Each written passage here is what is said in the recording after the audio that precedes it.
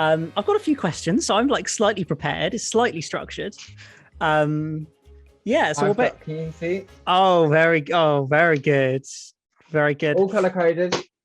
And it's not color coded. I just have the 4 colors on that pen. Love to see it. Love to see it. So yeah, we'll just chat about Doctor Who Flux for like, I don't know, half an hour, 45 minutes. We'll see how it goes. Like, I'm not too worried about the length of the video. It's kind of meant to be just a long chat. Some people will watch it, like it'll probably get like 800, 900 views, maybe 1,000. Like this sort of video tends to. So we're just chatting, basically just chatting about Doctor Who, and it happens to be recorded. It's the way I'm looking at it. That's fine. That's fine with me. It's really chill. So yeah, I'll intro it, and then we'll just chat about Flux and some other questions that I have, which I'll save until later, just so you have some stuff that you aren't prepared for. Well, they're not that. It's not hardly like that left field, but you could just leave this as the intro. Shall we do that? Yeah, here we go. That would be different. That's the intro. I'm only saying this just to shake it up. There you go. Welcome, guys. You've joined our casual discussion about Doctor Who Flux. This isn't a video. This is just a chat. Yeah, this is so not scripted at all. Like totally. You know, David's got all the ideas here. That's fine. Okay, let's roll with your idea then. We've already started the video. We're like 5 minutes in now, minus chat about your career and stuff. We'll cut that out. Yeah. But so Doctor Who Flux. It finished a couple of weeks ago. I can't believe it's quite a long time ago now. It does feel like a long time since the last episode aired, even though it wasn't. I don't know why. It just feels like a lot's happened in the last couple of weeks. I don't know, but it feels like Doctor Who's already a while ago. Which I find really weird. I'm trying to work out how many times. So we've had one Sunday. It's only been a week. Yeah, but it feels so much longer. Yeah. So I don't know. It's really weird. Well, is it a missing? Like you're sort of like, oh, I wish there were more of it, or sort of like, oh, that was it. Well, I think it didn't help my negative reaction to the finale, which I'm sure we'll chat more about. But like, I think that made me less excited about like the specials and stuff, just because it felt like a bit of a disappointing end. I mean, I'm sure we'll chat about the specials as well a bit later. But I don't know. Like, this series was obviously very short, and I think by episode 5, I really felt that. Like when we got to like what would usually be like the first part of the finale, I'm like, we should be halfway through the series, yet we're like, you know, cliffhangering it into the last episode. Like that's when it really struck me that it felt quite short. Which was I know what you mean. I have felt that actually. I think that's in the sort of way that I'm being like, oh, it feels ages ago, because it feels like it should still be on. Yeah. Totally. It should still be sort of running up, even though I don't know if Doctor Who's ever gone up to Christmas, though it really should. You know what Merlin used to do? Oh yeah.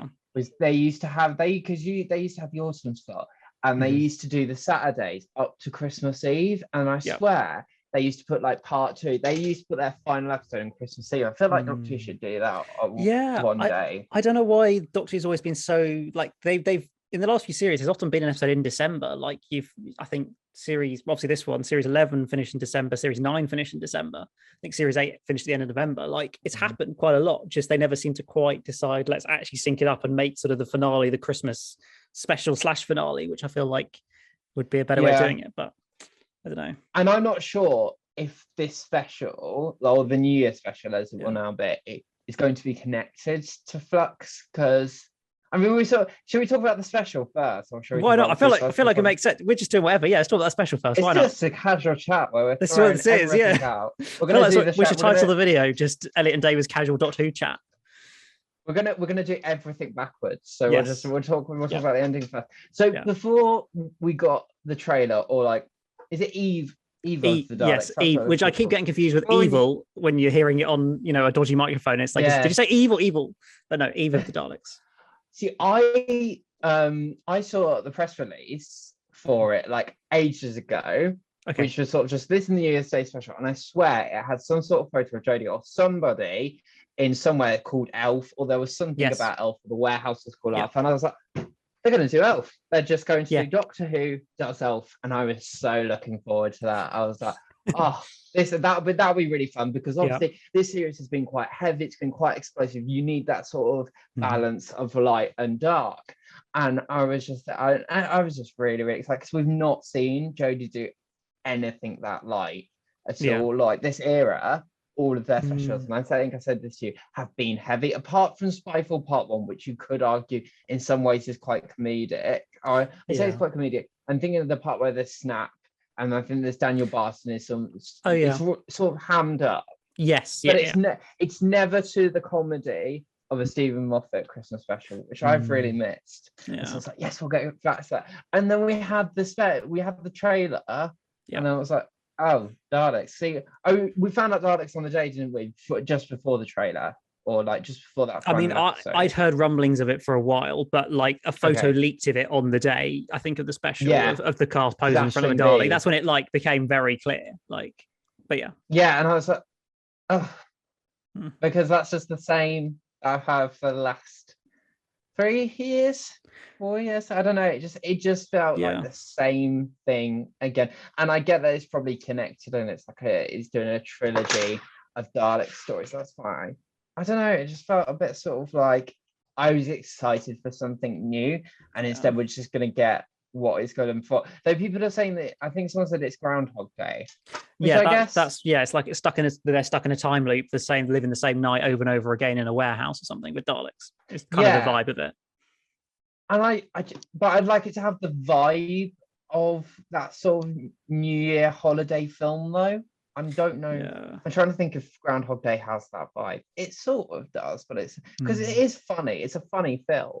Yeah. I don't know. I think that's what I'm wanting. I want the special to be funny, and I want it to be. I don't want it to be sort of like, oh, there's the Daleks. Oh, exciting! This is a massive episode of Doctor Who. Yeah. I mean, everything I've read about it gives the impression that it's actually quite a light episode of Doctor Who. Like, I think the stuff that Chris was saying about it, and I think either Mandip or John said, was the implication was that after Flux, this is a bit of a like more normal, slightly lighter episode of Doctor Who, because they're like, we've just dealt with 6 episodes of End of the Universe. We better do something a bit different. So I think it's, well, indeed. I think because I think there's really some sort of, well, I think, when RTD comes back, I think you should contact him and get him to do that for when he brings back the Christmas special, saves Doctor Who on Christmas Day. No, I think there's some sort of like romance or love story between the two like guest cast characters that we've seen in the trailer. There's some sort of romance plot line there. Or like, is that one? Is it with the one who's coming back from the last? Because there's one guy who's coming back from the last. He's not. It's not him. It looks like him? It looks. I know it looks exactly like him, but it's not him. He died in the last special. It's not him. I know. I had the same thought when I first saw it, but I'm like, oh no, that's not the same actor. Oh, okay, I know. Confusing. Very confusing. So I think there's some sort of romance plot. We're in a time loop. The TARDIS. The thing I'm most interested in is the whole TARDIS is like destroyed or falling apart thing. That's what most interests me about the special, more than Daleks or whatever else is in it. Like, I feel there's so many interesting stories you could tell with the TARDIS, and they so often don't. Because that start, did it start in episode 1 that the TARDIS had these sort of webs and things, and they still not really. I don't think it was even referenced in that last episode. You could see it in the background all the time, and there's about 10 people in there. Yeah, it was there in the background. Just no one. There was not a single line of dialogue about the fact the TARDIS was a mess. Because where they should have done it is the sort of ending. Because the end wasn't the ending the sort of hero shot of Dan joining the TARDIS properly, and then sort of Mandeep and Jodie outside the TARDIS, and sort of like, "Oh, come with us, it'll be amazing." That's sort of like, there should have been. There should have been Matt Smith. You know when Matt Smith has the piece of broken TARDIS and he holds it up? Yes. That's the beat you wanted there. And that would, because I don't know. We know it. Obviously we know it. But does everyone know it? Like, would the casual viewer get that? Like, do you know what I mean? I think they just, it would have been better to remind us of it there. But that's sort of like, because whatever is to do with the TARDIS is to do with time. And this whole sort of like, time being in life force. I don't know. I think that's how it's going to connect to the Flux series. Yeah, I don't feel like we can just ignore Flux in this episode. I mean, for me, the biggest confusion, I don't know if you share the confusion, is whether the universe is actually still destroyed or not. Because the Vanquishers doesn't actually establish that at all. There's no line of dialogue to explain whether the universe has been reset back to normal. There was a second Flux event which did the final bit of destruction, which was stopped. But the first one we saw in episode 1, there is no indication or shot or anything to say whether they've just fixed all those planets and we've reversed it, or whether most of the universe is destroyed and we're just ignoring it. Yeah, which is bizarre. So when that's in the title of your whole series and you don't even clarify what happened with it. So I'm wondering now if this is a really good structure for our video, because now we are just going to plummet into like Flux. Just do it. Why not? That's what we're doing. That sort of thing. Well, this is Doctor Who Flux, you know, it was all over the place. There was random plot lines coming in and out all over it. That's why we're doing it like this, you see? Makes sense. That's very true. Okay, I'll feel better about it now. I don't understand what the Flux is. So when we first saw it, I thought it was like Davros's reality bomb and things just disintegrated. Yes. It just disintegrated matter and it came towards you and everything just blew up. And that is scary. That is frightening. You can't stop it. It's like, how do you stop that? And then like by episode 3, you meet Belle, who is like one of the best things about Doctor Who Flux, in my opinion. Yeah, she's great. But then it becomes apparent that the Flux doesn't disintegrate matter, because the planets are still there that she's standing on. Yep. Like, if there's this unstoppable force that disintegrates stuff, how is one, she alive? But 2, what are those planets? Because they're sort of barren, but there's still some sort of vegetation. I just don't grow. I thought it was that sort of thing, but maybe it's a tsunami.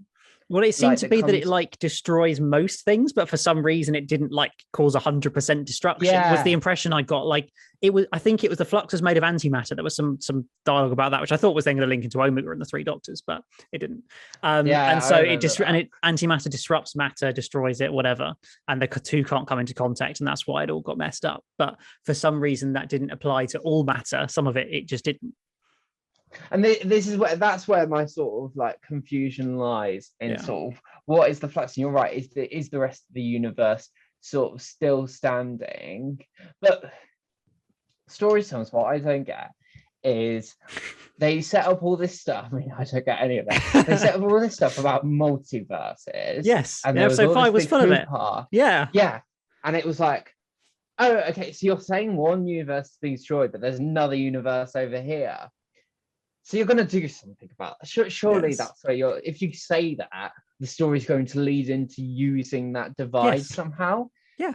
Then I swear that was just completely dropped in episode 6. There was not one reference to the multiverse or other universes in that whole episode 6. There was not a single mention of it at all. And like, it doesn't. So I don't know. And I think someone said that like the rest of the. I can't remember actually. I think someone said that Chris explains it in his behind the scenes video. I watched it. I watched all 16 minutes of that, and it doesn't. Well, it doesn't. Minutes? It's 16 minutes long. Him explaining firstly the series 12 finale, and then explaining the whole of the Flux series. But he still doesn't at any point make it clear what happened with the Flux at the end of it.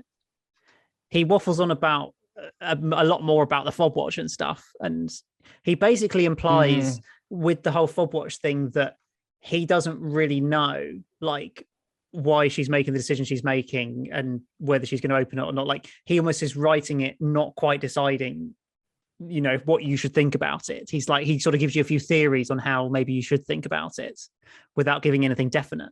And I'm like, but you literally wrote this stuff. Surely you should at least have I know, sure, that you can have stuff that's open to interpretation, whatever.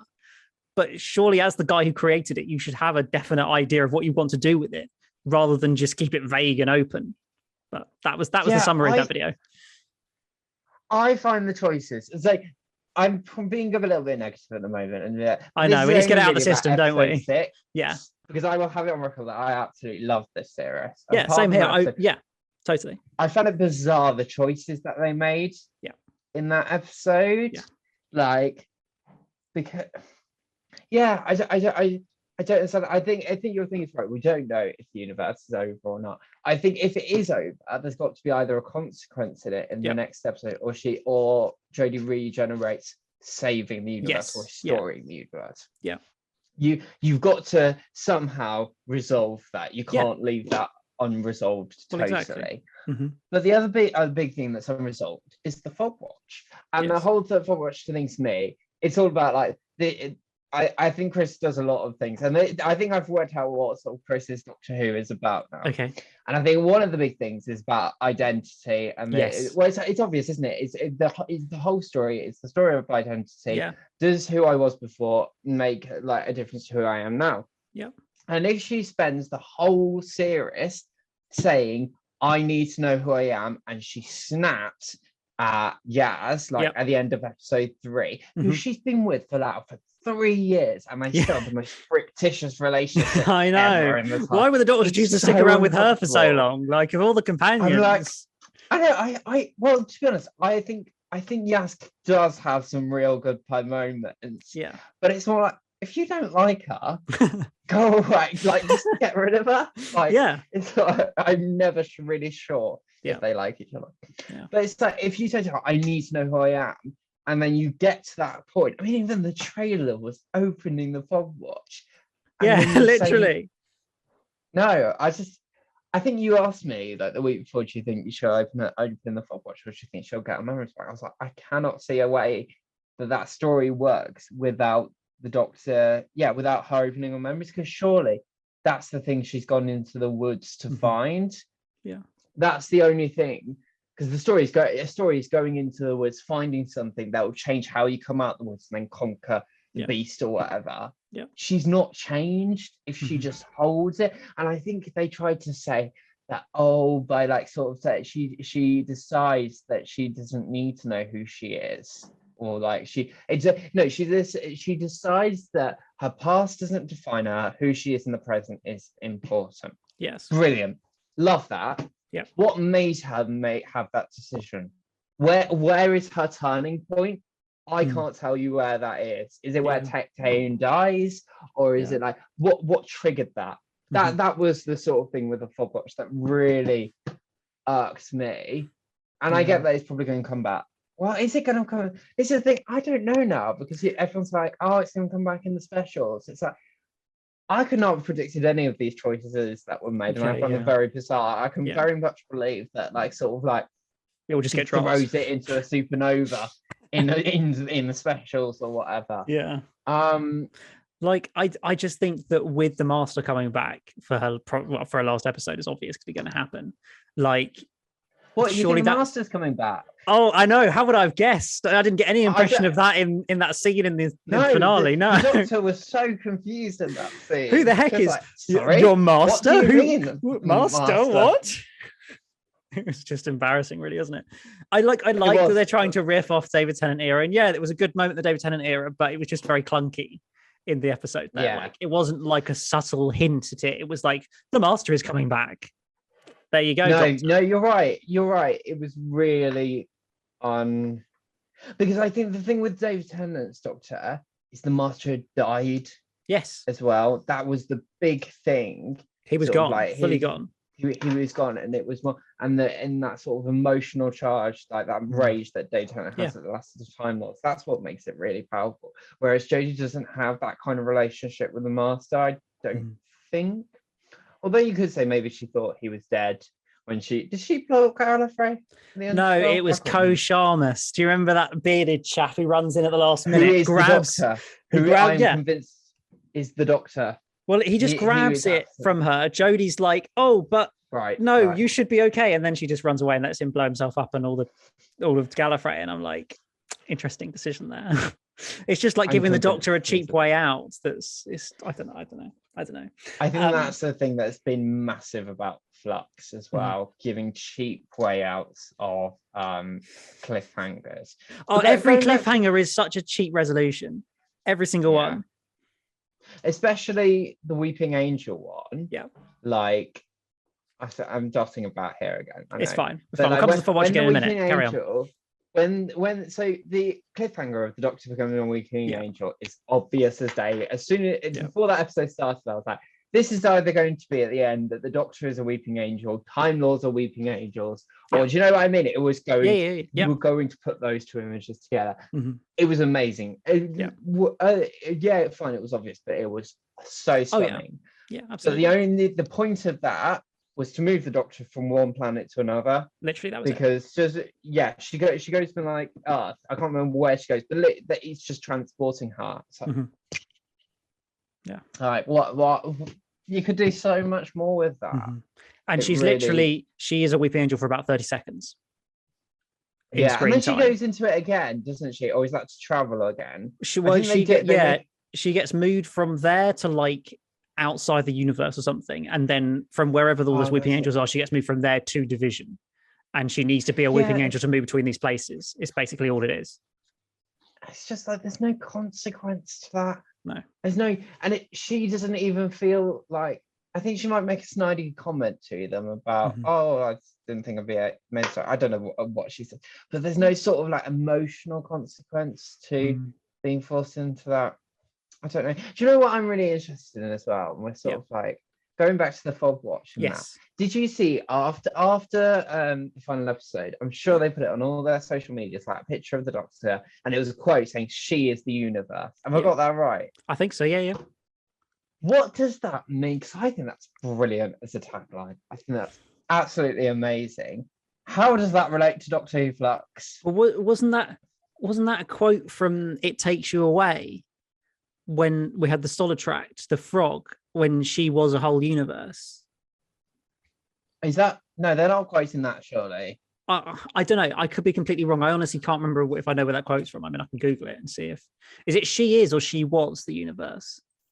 I think it's she is the universe, but either way, like you put that out, that's sort of like your selling post the day after the finale. You're trying to say something about that series.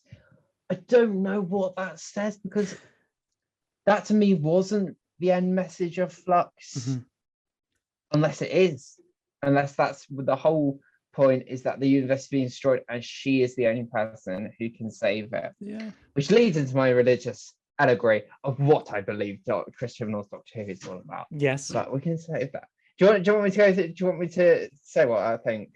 Well, just quickly. I mean, if it's she was the universe, that was a quote from Haunting of Villa Diodati when they're reading the poem at the end of the episode, and I can't remember whose poem it is. Is it Polidori or something like that? And the poem ends with the line, "She was the universe." It might have been that, or it might have been "She is the universe." I honestly can't remember, but that's what that was at least. I'd have loved that if that was the tagline of this series. Yeah. Like, you know, but like, so I think Steve told like Space for All. All About Time was series 11, Space for All was series 12. So, that could have been stunning. And I really hope that they get to that point, like by the end of Doctor Who's run, by saying the Doctor is the universe, or by saying, well, what they're saying is the Doctor is what the universe sums up to be, or she sums up. Do you know what I mean? I didn't get to that point at the end of episode 6. It's clearly the Doctor Who social media account thought I had. I just found that really interesting. I get you. I agree. But go on, hit me. Yeah, so what I think Chris Chibnall's Doctor Who is all about is that the Doctor, it's all about God play. So the Doctor is basically a god. In all sorts of ways. She is immortal. Even though like 12 generations or whatever. Throw that out the window, she's immortal. No. This is the thing. In the context of the show, she's immortal. She's all powerful. Because she can do anything ever in the show. That the plot requires. That the plot requires. She's omniscient because she knows everything that the plot requires. She's benevolent because she's our hero. So it's automatically in every single way, Doctor Who's God. And then when they started the Timeless Children thing, what they were saying was like the Doctor came from another universe to save us. Like sort of like Jesus Christ coming down from God or whatever, coming into our universe to save us. And I think Chris is sort of saying like she's like a godlike figure that walks among us, performing miracles, saving the world, that sort of thing. And what does that mean to her? How does she sort of like, it's her understanding that is her role, and what does she do with it? Like, is she meant to inspire? That was that really great Twitter thing that I think I sent it to you about the Doctor being more passive and a non-looker rather than getting into the verse. And I think that's the thing. It's that internal battle with himself. Is if I'm a god, and what does that mean? And I don't have a full like resolution of what Chris is saying about this, but like when Tayun was introduced, she is a reclusive god who is omnipotent with the flux, and so her child is the Doctor, really. So she's God, the Doctor's Jesus, and the Doctor can only talk to her right at the end of their lives, sort of thing, or when she thinks that the universe is over. Do you know what I mean? And that's the same thing. It's like she's sort of, to me, talking to God at the crucifixion. I think there's that massive parallel over the whole thing. I don't know what to do with it, but that's I was like, there were just things that I thought, I can see that. Like, my God, you were just, and I think that's so clever and brave, and there's such an articulated point to be made about it. It's saying something. It's not just doing Doctor Who as a style, or like doing things that have been made before, which I think they get criticized for doing, trying to repeat other eras. There is really a point to be made. I love it to be more clear into what that actually means and what does it say. Like, but yeah, I think it's all about that thing of being a god and what does it mean, which is why she should have picked up the Fobwatch. Like, that story would have been unlocked with the Fobwatch, but because the Fobwatch wasn't picked up, it just stopped. I mean, you know what I mean? I'm sort of in two minds where I don't know where we go with the Fobwatch if we carry on with it, because if she opens it, what do we get as an audience? We get 5 minutes of flashbacks, probably with the Ruth Doctor, maybe with Jodie's Doctor filling in for past Doctors, a bit of a TARDIS wiki page being filled out, and then the Doctor just kind of moves on. But if she doesn't open it, we also sit here in his audience going, well, what was the point of that whole plot line?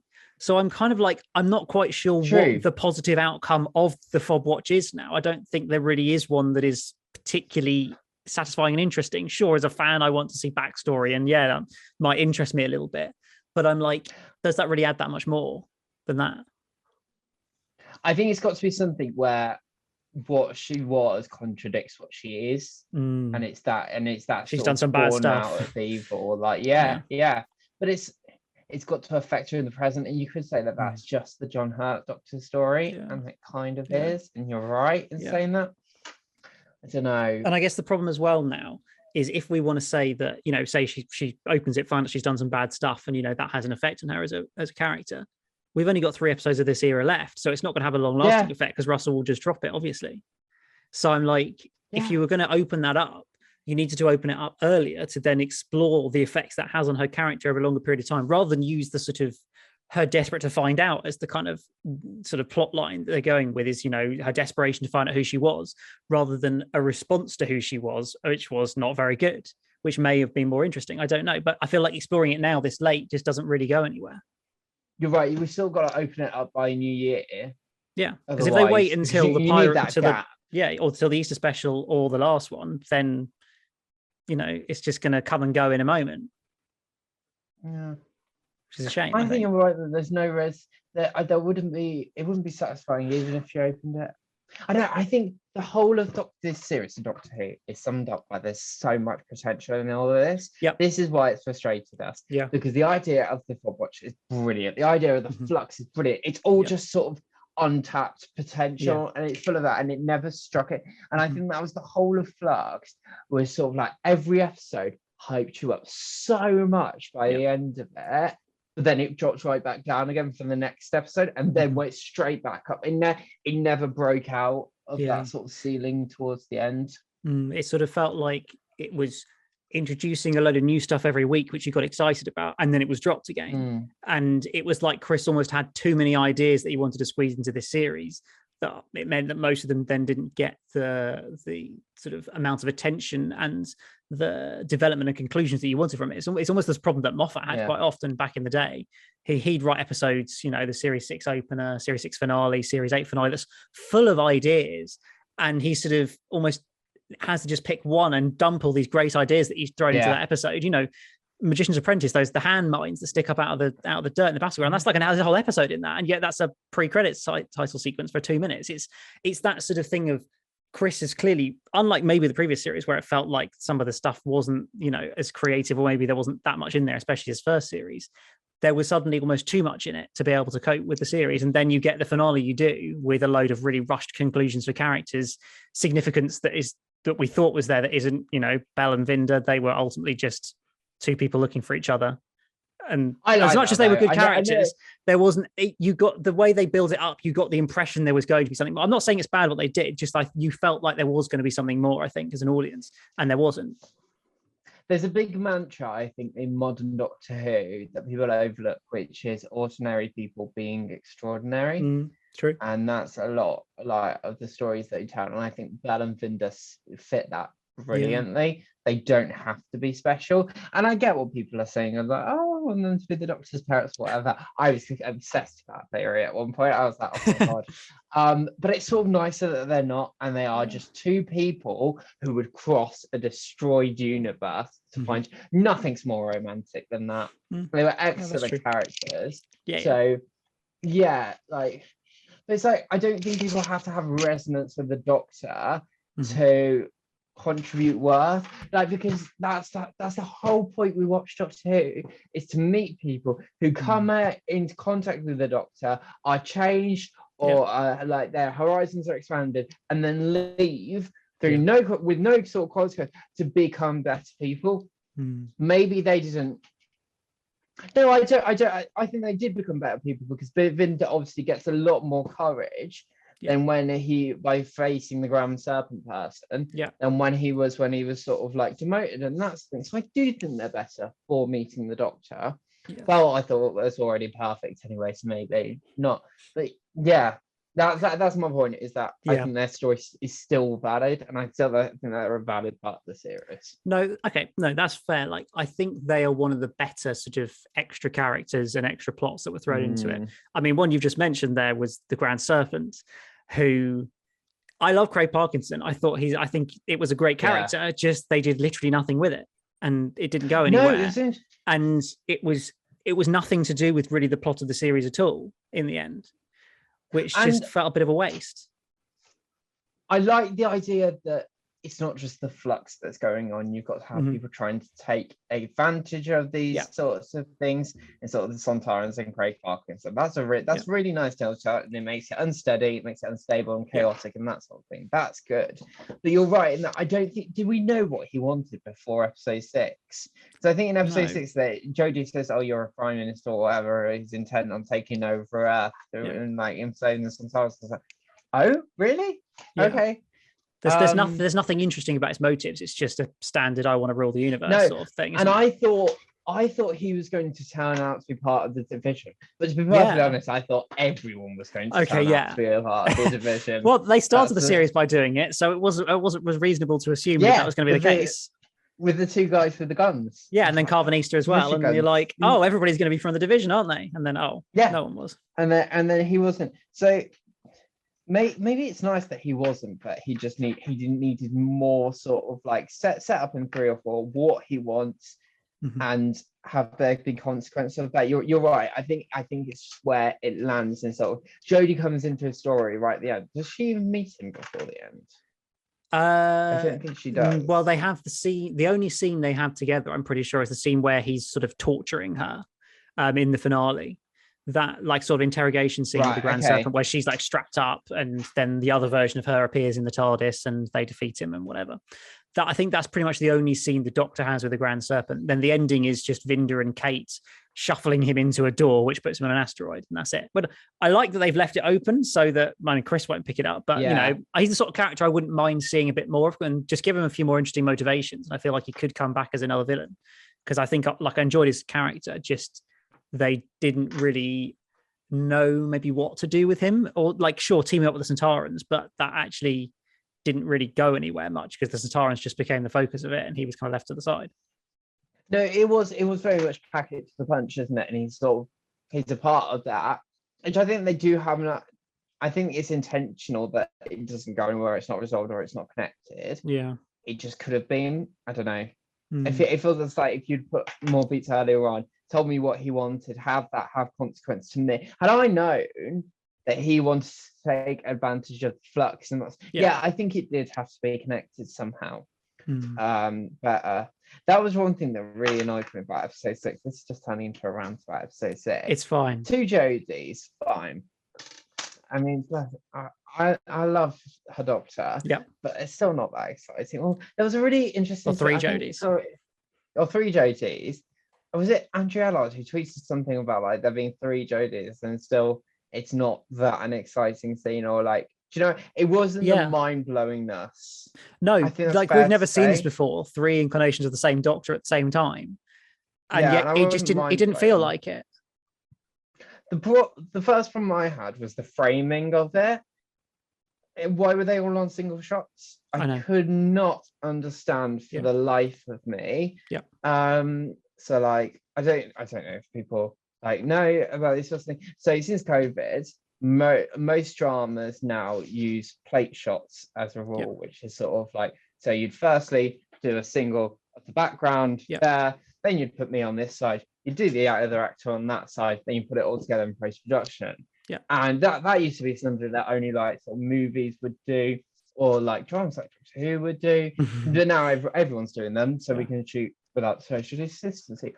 They've been doing that all year round. Why the hell are they not putting two Jodies in a plate shot? Yeah, like, it's bizarre. Because it was very clear when they had the two in shot, one of them was a double. Yes, there was. It was really. There was about one shot where you actually saw them in it at the same time, and it was really poor. But then at the end, they did with the time storm, whatever her name was. What was the time as a person when she was playing the other Doctor? That then you saw two of them at the same time. But then the whole time in that one, well, when she was doing her whole the Master is coming, there is a wide shot of the two of them facing each other. But that's when it's not technically another version of the Doctor. Whereas all the time we see multiple Doctors, they're never shown in shot together, as you say, which is very weird. And I'm wondering now about this live. A lot of Doctor Who is handheld, isn't it? Like the camera work now is really, really handheld. I think so, yeah. Because it feels like you, especially when you're in the TARDIS, you have a lot of rocking sort of motions like that. You can only do plate shots if you lock the camera. If you keep the camera still, that's the only way that plate shots work. And maybe they chose stylistic. I'm talking out my ass. Maybe they chose stylistically not to lock the camera because that wouldn't work with their style, like visual style of the show, and that's why they couldn't do it. Yeah. Although I don't know how they would have done other plate shots then. Well, I mean, we had a new director for these episodes. Azhur Salim. He was new to Doctor Who. He did Once Upon a Time, and then the last two episodes of this series. I don't know if he's done that much before. I think he's a fairly young director, so I don't know if he just doesn't have that much experience of doing that kind of thing or not. I don't know. I'm not taking the directing at all because I thought this was the most visually stunning series of Doctor Who ever. Yeah, across I the tend board. to agree. That was literally the only grade I had at all. About the visuals. I think the only other one for me was in episode 3 when Jodie's in the time storm thing, and then that weeping angel pops up, and that's the only bits for me that look a bit shoddy in CGI wise. Well, I can never understand what people still were saying about that weeping angel. That it was a photograph of an angel. Well, I think it's more it just looks really, really, really bad against the green screen. Right. Okay. Like it's very obviously just stuck in front of a green screen where they put that background in. People were commenting on there's a shot in, I think it's in that episode when Yaz is in the car and she sees the weeping angel in the mirror of her car. That is a photo. That's the photo one. I think that's what people were bothered by, for whatever reason. I think there might be one in the first episode as well. I can't remember, possibly. Right. Okay. But like, what it is. I'm not. Yeah. Yeah. I don't know. Maybe my eyesight. I know what you mean. I don't think you can get those things 100% perfect. But yeah, I don't care about special effects fundamentally. It doesn't detract from the story. I watch Classic Who with most awful effects, so it's never going to bother me. But I just I notice it, but it doesn't matter. But also, the world building was insane. It was so gorgeous. When they were sort of whatever world. I think it's at the end of that episode. Isn't it at the end of that episode that the Doctor and Yaz leaves Vinda on the planet? Yeah. That was incredible. Yeah. And it was brilliantly but all that sort of world building. Absolutely adore Jo Martin. She's my favourite Doctor. Did I tell you I got her autograph? Oh, did you? The whole thing. Oh, very nice. Go on. Got to show it off. This is an interlude for the video. Yes.